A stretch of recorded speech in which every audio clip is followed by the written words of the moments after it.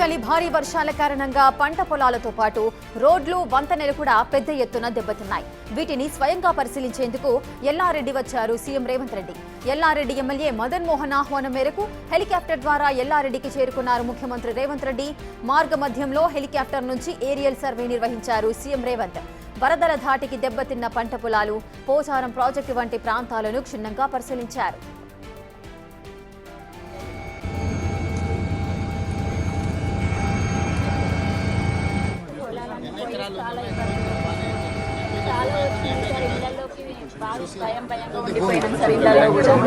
చాలా ఇబ్బంది.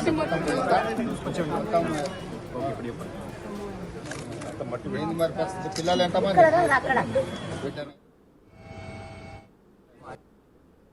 కామారెడ్డి పట్టణ ప్రజలు, ముఖ్యంగా ఈ జిల్లాలోనే ఇటు కామారెడ్డి శాసనసభ నియోజకవర్గం, ఎల్లారెడ్డి శాసనసభ నియోజకవర్గం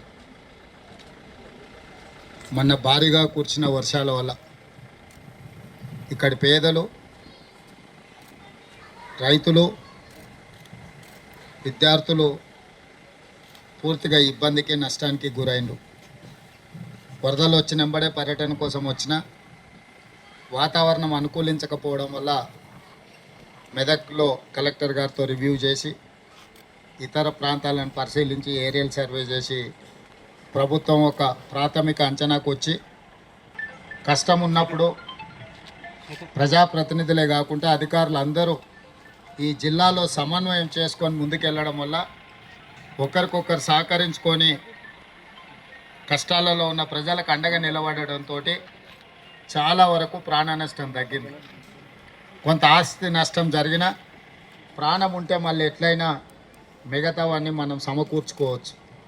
మీరందరు సమన్వయంతో కామారెడ్డి శాసనసభ్యులు కావచ్చు, ఎల్లారెడ్డి శాసనసభ్యులు కావచ్చు, ప్రభుత్వ సలహాదారులు షబీర్ అలీ గారు, ఈ ప్రాంతంలో ఉండే ప్రజాప్రతినిధులు పేరు పేరున ప్రతి ఒక్కరు చాలా వరకు సమస్య రాగానే ప్రజలకు అందుబాటులోకి వచ్చాయి. మామూలుగా సమస్య వచ్చినప్పుడు సమస్య అయిపోయి ప్రజలు తేరుకున్న తర్వాత ప్రజాప్రతినిధులు వాళ్ళని కలవడానికి వెళ్తారు.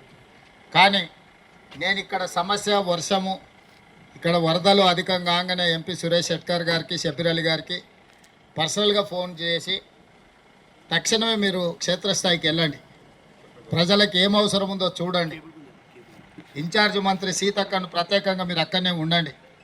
ఎందుకంటే నిజామాబాద్ ఉమ్మడి జిల్లాకు సీతక్క గారు ఇన్ఛార్జ్ మంత్రిగా ఉన్నారు, మీరు కూడా వెళ్ళి అక్కడ స్వయంగా పర్యవేక్షించండి అని చెప్పి హైదరాబాద్ స్థాయిలో అధికారులు అందరినీ సమన్వయం చేసుకుంటూ, అది పోలీస్ సిబ్బంది కావచ్చు, రెవెన్యూ సిబ్బంది కావచ్చు, అదేవిధంగా సాగునీటి పారుదల శాఖకు సంబంధించిన సిబ్బంది, R&B, పంచాయతీరాజ్, ఇట్లా ప్రతి శాఖను సమన్వయం చేసుకుంటూ వర్షాలు ఏ విధంగా ఈ ప్రాంతాన్ని అతలాకుతలం చేస్తున్న వాటి అన్నిటినీ పరిగణలోకి తీసుకొని ఎప్పటికప్పుడు అధికారులకు సూచన చేస్తూ మిమ్మల్ని ఆదుకునే ప్రయత్నం చేసినాం. అయినా మళ్ళొక్కసారి వ్యక్తిగతంగా మిమ్మల్ని కలవాలి. GR colony, housing board colony, Dwaraka ప్రతినిధులు, అధికారులు నా దృష్టికి తెచ్చింది. నేను మీకు ఒకటే మాట ఇస్తున్నా, కలెక్టర్లకి, ఇతర అధికారులకు నేను ఆదేశాలు ఇస్తున్నా, పూర్తి స్థాయిలో జరిగిన నష్టాన్నే కాదు, మళ్ళీ ఇలాంటి విపత్కర పరిస్థితి రాకుండా ఉండాలంటే శాశ్వతంగా ఏ విధంగా పరిష్కరించాలి. ఇప్పుడు ఏదో వచ్చింది, మిమ్మల్ని కలిసినాం, మిమ్మల్ని కలిసి మాట్లాడిపోయినాం, ఏదో మిమ్మల్ని ఈ కొంచెం ఆదుకోవడం అనేది సమస్య కాదు. మహేష్ గౌడ్ గారు నాకు హెలికాప్టర్లు వచ్చేటప్పుడు చెప్పిండు, మీరు ఇది శాశ్వతంగా ఏదైనా పరిష్కారం చూపించాలి సీఎం గారు, మాకు పాత ఉమ్మడి నిజాం అన్ని రివ్యూలు తీసుకుంటాను. మీకు ఒకటే మాట ఇస్తున్నాం, మా ఆడబిడ్డలందరూ కూడా చాలా సమస్యలు చెప్పిండ్రు, మీ సమస్యలకు శాశ్వత పరిష్కారం చూపించడానికి ప్రభుత్వం 100% పనిచేస్తుంది. అదేవిధంగా మా మున్సిపల్ చైర్పర్సన్ చెప్పిండ్రు, ప్రైవేట్ స్కూళ్ళలో చదువుకునే పిల్లలకు కూడా పుస్తకాలని నానిపోయినాయి, బడికి పోతలేరు, వాళ్ళ సమస్య కూడా అని. అందుకే కలెక్టర్ గారికి తక్షణమే ఆదేశాలు ఇస్తున్నా, మీ కంటింజెన్సీ ఫండ్స్ నుంచి ఇమ్మీడియట్గా ఈ ప్రైవేట్ స్కూల్స్లలో ఉండే పిల్లలకు కూడా స్కూల్ బుక్స్ కానీ లేకపోతే నోట్ బుక్స్ కానీ ఏమేమి ఇవ్వగలరో వాటిని ఇవ్వండి. స్థానికంగా ఎవరైనా దాతలు ముందుకు వస్తే కూడా, ఎందుకంటే ఈ ప్రాంతంలో బీడీ ఫ్యాక్టరీలు ఉన్నోళ్ళు, ఇతర ఫ్యాక్టరీలు ఉన్నప్పుడు ఈ ప్రాంత ప్రజలకు, ఎందుకంటే ఈ ప్రాంతంలో బీడీ కార్మికులు ఎక్కువ. రైతులతో మాట్లాడి వారి ఇబ్బందులను అడిగి తెలుసుకున్నారు ముఖ్యమంత్రి రేవంత్ రెడ్డి. పొలాల్లో ఇసుక మేటలు పేరుకుపోయాయని, పంటలతో పాటు ఇళ్లు కూడా వరదల్లో మునిగిపోయాయని, తాము తీవ్ర ఇబ్బందుల పాలయ్యామని వివరించారు రైతులు, ఇతర గ్రామస్తులు. బాధితులందరినీ ఆదుకుంటామని హామీనిచ్చారు సీఎం రేవంత్ రెడ్డి. విభాగాల వారీగా వరద నష్టంపై నివేదిక రూపొందించాలని అధికారులకు ఆదేశించారు ముఖ్యమంత్రి. వరదల సమయంలో దెబ్బతిన్న బ్రిడ్జికి సంబంధించి ఫోటో ఎగ్జిబిషన్ ఏర్పాటు చేశారు. ఈ ఎగ్జిబిషన్ సందర్శించారు సీఎం రేవంత్ రెడ్డి. తాత్కాలిక మరమ్మతులతో సరిపెట్టకుండా బ్రిడ్జి పునర్నిర్మాణానికి పూర్తి స్థాయి ప్రణాళికలు సిద్ధం చేయాలని అధికారులను ఆదేశించారు. ఫ్యూచర్లో ఇలాంటి పరిస్థితులు పునరావృతం కాకుండా బ్రిడ్జి కమ్ బ్యారేజీ లేదా బ్రిడ్జి కమ్ చెక్ డ్యాం నిర్మించేందుకు సాధ్యాసాధ్యాలు పరిశీలించాలని సూచించారు. అందుకు తగిన ప్రతిపాదనలు సిద్ధం చేయాలని అధికారులను ఆదేశించారు ముఖ్యమంత్రి రేవంత్ రెడ్డి. కామారెడ్డికి ప్రత్యేక ప్యాకేజీ ప్రకటిస్తామన్నారు ముఖ్యమంత్రి. వరదలు పేదలకు, రైతులకు కష్టాలు మిగిల్చాయన్నారు. వరద నష్టాలకు శాశ్వత పరిష్కారం చూపిస్తామన్నారు ముఖ్యమంత్రి. ఎప్పుడు రానంత దాదాపుగా మన దగ్గరున్న సమాచారం ప్రకారము ఈ 100 సంవత్సరాలల్లా ఇంత అధిక వర్షం ఎప్పుడు రాలే. ఈ సందర్భంలో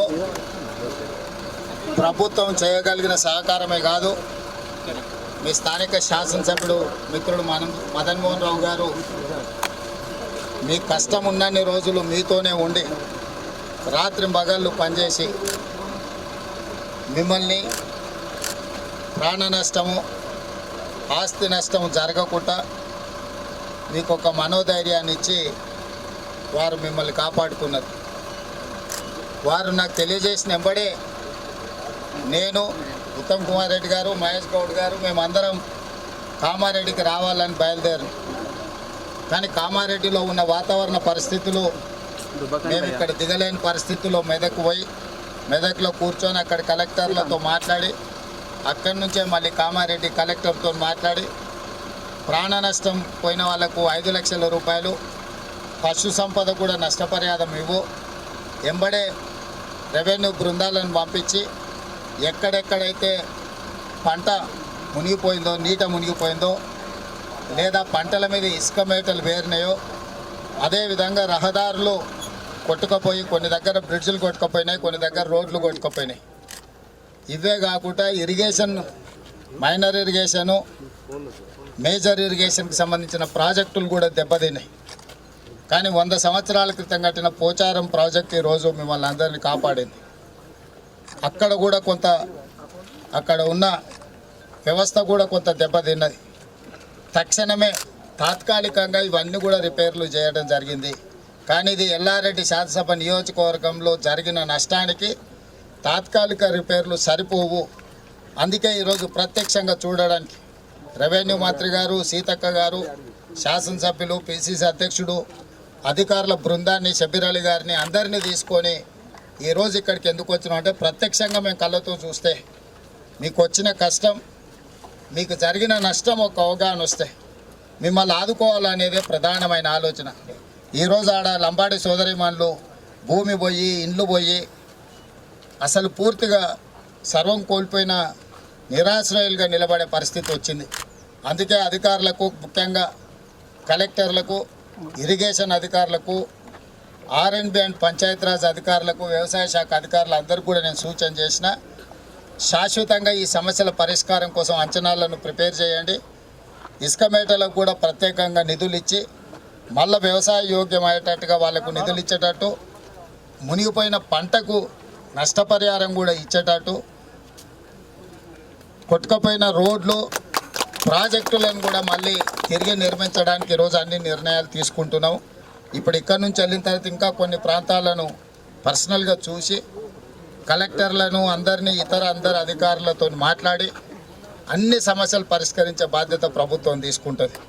ఈరోజు ప్రాణ నష్టం జరగకుండా, ఆస్తి నష్టం జరగకుండా మీ శాసనసభ్యుడు, మీ అభిమాన నాయకుడు పూర్తిగా మీ ఎంబడి ఉండి చాలా మంది ప్రాణాలను కాపాడారు. అంతా బాగున్నప్పుడు మనకు అందుబాటులో ఉన్నా లేకపోయినా పర్వాలేదు. కష్టం ఉన్నప్పుడు తోడు ఉండేవాడే నాయకుడు. ఎప్పుడైతే ప్రజలకు కష్టం ఉంటుందో, మన ఎన్నుకున్న ప్రజలు కష్టాలలో ఉంటారో, ఆ సందర్భంలో మీ పక్కన నిలబడేవాడే నాయకుడు. మీ ఎమ్మెల్యే గారు మీకు అందుబాటులో నిలబడి మీకు కావాల్సిన సహాయ సహకారం అందించడమే కాకుండా ఈరోజు ప్రభుత్వం మొత్తాన్ని ఎల్లారెడ్డి శాసనసభ నియోజకవర్గానికి తీసుకొచ్చిండు. ప్రభుత్వంలో ఉండే ముఖ్యమంత్రిని, సీతక్కను, రెవెన్యూ మంత్రిని, పిసిసి అధ్యక్షుడిని అందరిని కూడా మీ దగ్గరికి తెచ్చిండంటే మీ ప్రాంతము, మీ ప్రజలకు వచ్చిన కష్టము నష్టాన్ని ఈరోజు సరిదిద్దడానికి, ప్రాణాలు కూడా కొంతమంది అంటే చాలా వరకు ఎస్డిఆర్ఎఫ్ ఈ అన్ని సంస్థలతో సమన్వయం చేసి చాలామంది ప్రాణాలను కాపాడిండు. కామారెడ్డి జిల్లాలో 2 ప్రాణాలు పోయినట్టున్న, మొత్తం 5 మంది చనిపోయినట్టున్నారు టోటల్గా. ఆ కుటుంబాలను కూడా మేము ఆదుకుంటాం. నా సూచన ఒక్కటే, కార్యకర్తలందరికీ కూడా కష్టాలలో ఉన్నప్పుడు ప్రజలకు అండగా నిలబడండి. ప్రజలు అదే గుర్తుపెట్టుకుంటారు. అంతా బాగున్నప్పుడు పండగకి చుట్టపు చూపు వచ్చినట్టుగా వచ్చే నాయకులను ప్రజలు గుర్తుపెట్టుకోరు. కష్టాలు ఇప్పుడు ప్రజలు కష్టాలలో ఉన్నారు. ప్రభుత్వం వైపు నుంచి కూడా ఏం సహకారం అందించాలనో గ్రామాల వరకు మీరు నివేదికలు తయారు చేసుకోండి. గ్రామాలలో మీకున్న గ్రామాలలో ఉండే నాయకత్వానికి ఉండే అవగాహన బయట నుంచి వచ్చే అధికారులకు మీరు చూపించిందే కనిపిస్తుంది. మీ గ్రామాలలో జరిగిన నష్టాన్ని కూడా అధికారులను తీసుకెళ్ళి క్షేత్రస్థాయిలో అంచనాలు వేయించండి.